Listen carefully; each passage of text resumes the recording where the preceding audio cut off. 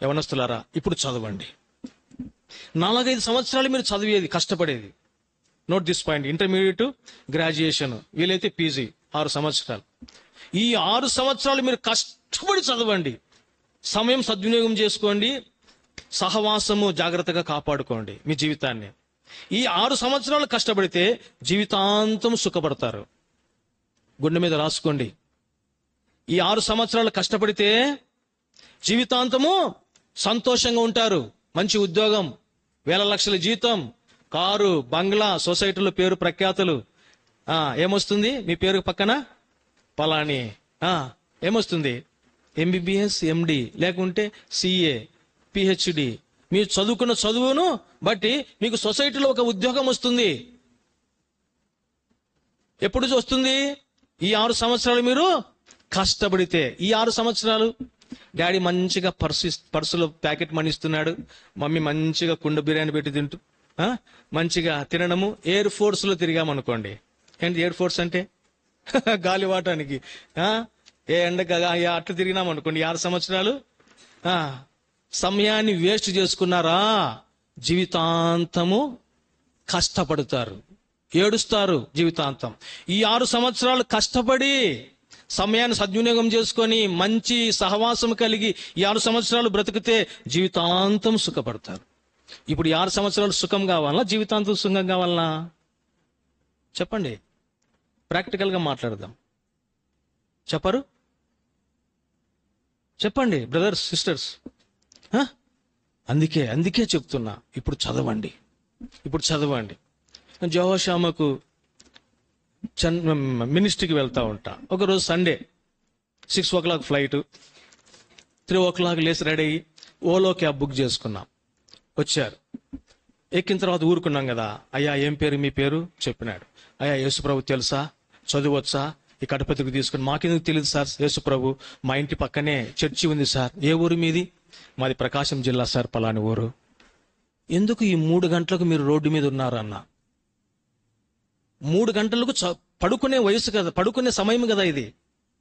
ఎందుకు ఇప్పుడు మీరు రోడ్డు మీద ఉన్నారా అన్న అంటే ఆయన మాట్లాడలేదు. నాకు అర్థమవుతుంది, కళ్ళ నిన్న ఏడుస్తున్నాడు. అయ్యా సారీ, క్షమించండి ఏదైనా మిమ్మల్ని దుఃఖపెట్టానంటే. లేదు సార్, నా గతాన్ని గుర్తు చేసినారు, అందుకే ఏడుపు వస్తుంది అన్నాడు. ఏంటి మీ గతం అంటే, సార్ నేను మా నాన్నగా తల్లిదండ్రులకు ఒక్కనే కుమారుణ్ణి. మా నాన్న మేస్త్రి పని చేసేవాడు, ఇల్లు కట్టేవాడు. ఏ రోజు ఆ రోజు అంతే. నేను ఒక్కనే కొడుకును సార్. ఇంటర్మీడియట్ ఇంతవరకు చదివించినారు. ఇంటర్మీడియట్లో నన్ను బాగా చదువుకోమని ఎంపీసీ తీసిచ్చారు. నేను కార్పొరేట్ కాలేజీలో, నారాయణ కాలేజీలో చదివాను. ఆ 2 సంవత్సరాలు మా తల్లిదండ్రులు తెలియకోకుండా చెడు వ్యసనాలలో పడి సమయాన్ని వృధా చేసుకున్నాను. మా నాన్న కష్టపడి డబ్బులు ఇచ్చేవాడు. ఆ డబ్బును ఫ్రెండ్షిప్లో, సినిమాలు, సిగరెట్లు, మందు, బ్యాడ్ ఫ్రెండ్షిప్ అలవాటు పడిపోయా.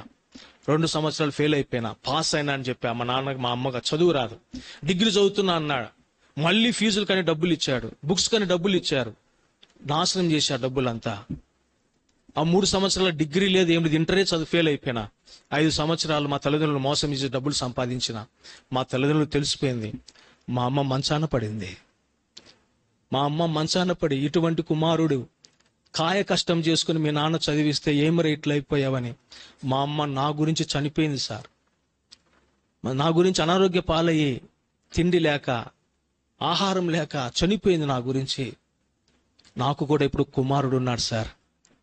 నేను ఆ రోజు 5 సంవత్సరాలు కష్టపడింటే ఈ రోజు నేను రోడ్డు మీద ఉండేవాడిని కాదు సార్.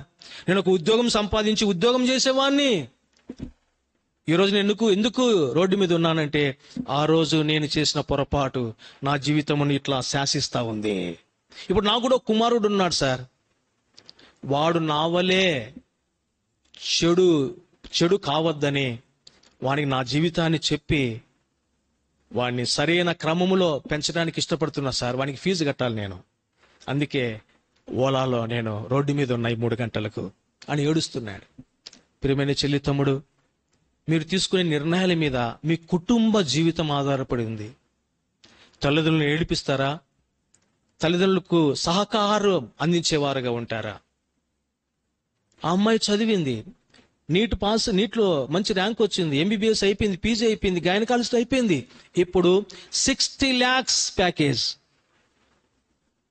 అంటే నెలకు 5 lakhs, నెలకు 5 లక్షల జీతం తీసుకుంటుంది, సంవత్సరానికి 60 లక్షల కార్పొరేట్ హాస్పిటల్లో ప్యాకేజ్ ఇచ్చారు అమ్మాయికి. కారు కొనింది. ఒకరోజు కారు తీసుకొని వచ్చి, అన్న ప్రార్థన చేయండి. ఏం చెల్లి, ఇదిగో కారు. ఎవరు వాళ్ళు? మా అమ్మ మా నాన్న. వెనక సీట్లు నుండి దిగారు. 33 lakhs కారు. ప్రార్థన చేయండి. ఆమె హాస్పిటల్కి వెళ్తుంటే వాళ్ళ నాన్న వెనక వస్తుంటే, వాళ్ళ నాన్న ఎవరో తెలియదు అప్పటి వరకు, కూలి పని చేసేవాడు. ఆ అమ్మాయి వెనక వాళ్ళ నాన్న వస్తుంటే అందరూ లేచి, సార్ నమస్తే, సార్ నమస్తే మేడం. ఎలా వచ్చింది ఆ గౌరవం? కుమార్తెను బట్టి తండ్రికి ఆ గౌరవం. ఒకప్పుడు ఆ తండ్రి ఎవరు? బజార్లో నిలబడి కూలి పని ఇస్తారా అనేవాడు. ఇప్పుడు స్టేటస్ మారిపోయింది. తన వస్త్రాలు మారిపోయినాయి, తను నివసించే ఇల్లు మారిపోయింది, తన జీవితం అంతా మార్చివేయబడింది. Because of his daughter. ఆయన కుమార్తె వల్ల కుటుంబము ఎంత సంతోషిస్తుంది. ప్రేమైన చెల్లి, తమ్ముడు, సమయాన్ని సద్వినియోగం చేసుకోనండి. ఈ చదివే వయసులో బాగా చదవండి. వేరే వ్యాపకాలు వద్దు. సెల్ ఫోన్ ఉండడం తప్పు కాదు. ఎంతసేపు దాంట్లో ఉన్నాం. మేము బ్రతకలేము అంటారు. మీరు అర్థం కావడంలే. మేము బ్రతకలేదా? మేము బ్రతికినప్పుడు సెల్ ఫోన్ లేవు, మాకు సినిమా హాల్లు లేవు. మేము బ్రతకలేదా? మా ముందు బ్రతికిన వాళ్ళు బ్రతకలేదా సెల్ ఫోన్ లేకుండా? మరి ఎందుకు ఈరోజు అంటున్నారు? లేదు, మాకు కావాలి, అది మాకు ఉండాలి ప్రతిరోజు, అది మా దైనందిక జీవితంలో ఒక భాగం అయిపోయింది. మంచిదే, ఉంచుకోండి సెల్ ఫోన్. ఎంత సమయాన్ని అది వృధా చేస్తుందంటే మానవ జీవితాన్ని. యవనస్తులే కాదండి, మా ఆఫీస్లో ఒక అబ్బాయి ఉంటాడు, కంగారుగా ఉన్నాడు. మాది ఫైనాన్స్ అకౌంట్స్ డిపార్ట్మెంట్. నాకు అర్థం కాక ఓచి తప్పు రాసుకొని వచ్చాడు. ఏంటిదని పిలిచి, ఏంది ఓచి తప్పు రాసి, కంగారుగా ఉన్నాడు. పిలిచి, ఎందుకు కంగారుగా ఉన్నావు అన్నా అంటే అప్పుడు చెప్పాడు, ఫోన్ మర్చిపోయి వచ్చినా సార్. ఏమన్నాడు? ఫోన్ మర్చిపోయి వచ్చినానంటే కంగారుగా ఉన్నాడు. మరి ఏం మర్చిపోతే ఏం కాదులే అంటే, మా కావాలి సార్ నాకు అని అదేముంది ఓలో దేంట్లోనో తెప్పించుకున్నాడు. అది ఇంటికి ఫోన్ చేసి తన ఫోన్ను ర్యాపిడ్లో దాంట్లో తెప్పించుకునేంత వరకు మనుషులు లేదు. వచ్చినప్ప ప్రాణం వచ్చేసింది సార్. అమ్మా, సెల్ ఫోను వచ్చేటప్పటికి ప్రాణం వచ్చేసిందంట. అది లేకపోతే మనసులో ఉన్నట్టు లేదు సార్. అది ఒక రోజు తిండి లేకోకుండా ఉండగలుగుతున్నాడు మానవుడు, గాని 1 గంట సెల్ ఫోన్ లేకోకుండా ఉండలేనటువంటి మానవ బ్రతుకు ఈ జీవితం, ఈ లోకంలో జీవిస్తా ఉన్నారు. ఉండడం తప్పు కాదు, ఉంచుదాం ఎంతసేపు. తల్లిదండ్రులు కనపడతా ఉంటారు ఇంట్లో, వాళ్ళతో మాట్లాడరు.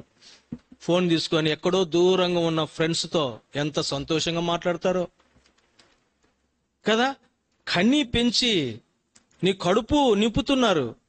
వారు కళ్ళ ముందు కనపడుతుంటే ప్రేమతో మాట్లాడరు తల్లిదండ్రులతో. మీరు కాదులేండి, మీరు బాగా మాట్లాడతారు కదా. ఎన్నో జీవితాలండి, ఎంతమంది తల్లిదండ్రుల గుండె కోత అంతా ఇంత కాదు. ఏడుపు వస్తుంది వాళ్ళు ఏడుస్తుంటే. కాబట్టి ప్రేమైన చెల్లి, తమ్ముడు, తల్లిదండ్రులు సతాయించద్దు. వారికి తోటి సహకారులుగా ఉండండి. ఎందుకంటే వారు మిమ్మల్ని కన్నారు, మిమ్మల్ని పోషిస్తూ ఉన్నారు. మీ భవిష్యత్తు బాగుండాలని వారు ప్రయత్నం చేస్తున్నారు. వారే కాదు, మిమ్మల్ని సృష్టించిన ఆ దేవుడు మీ జీవితములను ఒక ఉన్నతమైన స్థానంలో ఉంచాలని కోరుతూ ఉన్నాడు. కాంపిటేటివ్ ఎగ్జామ్స్ రిజల్ట్స్ చూస్తే టాప్ 10లో ఒక్కరు క్రిస్టియన్స్ కనపడడం లేదు. ఏడుపు వస్తుంది. ఎందుకు? వారికిచ్చే జ్ఞానమే కదా మీకు కూడా ఇచ్చింది దేవుడు. అమెరికా వాళ్ళకి ఏమన్నా పెద్ద బుర్ర ఉందా? లేదండి మీ పక్క ఇంటి వారికి ర్యాంక్ వచ్చిన వాళ్ళకి ఏమన్నా పెద్ద బుర్ర ఉందా? లేదా కదా. అందరికీ జ్ఞానము. మన దేవుడు సర్వ సంపదల జ్ఞానమునకు మూలమై ఉన్నాడు. దేవుని బిడ్డలు మీరు. సొలొమోనుకు ఏ దేవుడైతే జ్ఞానం ఇచ్చినా అదే దేవుడు మీకు కూడా జ్ఞానం ఇచ్చినాడు. దాన్ని వాడే విధానంలోనే తేడా ఉంది. సరైన క్రమంలో దేవుడు మీకు ఇచ్చినటువంటి బుద్ధి జ్ఞానాన్ని మీ చదువులో వాడండి, మీ భవిష్యత్తు కొరకై వాడండి, దేవుని కొరకై వాడండి. దేవుడు మీ జీవితంలో ఉన్నతమైన స్థానంలో ఉంచుతాడు.